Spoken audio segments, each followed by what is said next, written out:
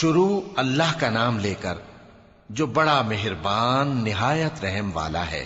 ان فرشتوں کی قسم جو ڈوب کر کافروں کی جان کھینچ لیتے ہیں، اور ان کی جو مومنوں کی جان آسانی سے نکالتے ہیں، اور ان کی جو تیرتے ہوئے جاتے ہیں پھر لپک کر آگے بڑھتے ہیں۔ پھر دنیا کے کاموں کا انتظام کرتے ہیں کہ وہ دن آ کر رہے گا جس دن وہ زلزلہ آئے گا، پھر اس کے پیچھے اور زلزلہ آئے گا۔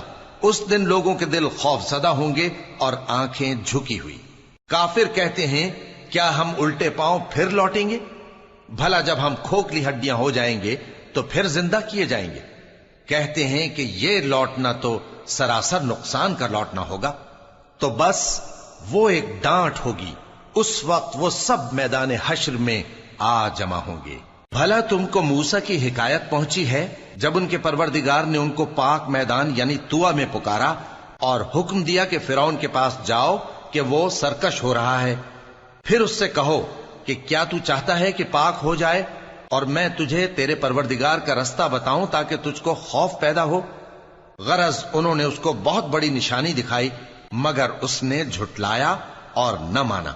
پھر لوٹ گیا اور تدبیریں کرنے لگا، سو اس نے لوگوں کو اکٹھا کیا، پھر بلند آواز سے بولا، سو کہنے لگا کہ تمہارا سب سے بڑا مالک میں ہوں۔ تو اللہ نے اس کو دنیا اور آخرت دونوں کے عذاب میں پکڑ لیا۔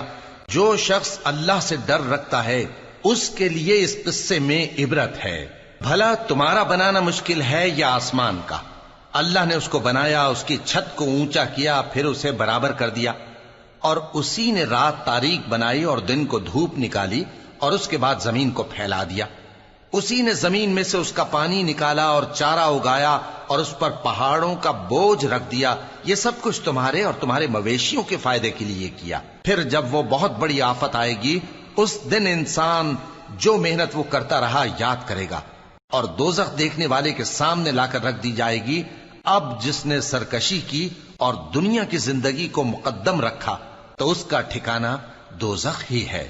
اور جو اپنے پروردگار کے سامنے کھڑے ہونے سے ڈرتا اور نفس کو بیجا خواہشوں سے روکتا رہا تو اس کا ٹھکانہ بہشت ہی ہے۔ اے پیغمبر صلی اللہ علیہ وآلہ وسلم، لوگ تم سے قیامت کے بارے میں پوچھتے ہیں کہ اس کی آمد کب ہے، سو تم اس کے ذکر کی طرف سے کس فکر میں ہو؟ اس کا منتہا یعنی واقع ہونے کا وقت تمہارے پروردگار ہی کو معلوم ہے۔ جو شخص اس سے ڈر رکھتا ہے تم تو اسی کو ڈر سنانے والے ہو۔ جب وہ اس کو دیکھیں گے تو ایسا خیال کریں گے کہ گویا دنیا میں صرف ایک شام یا ایک صبح رہے۔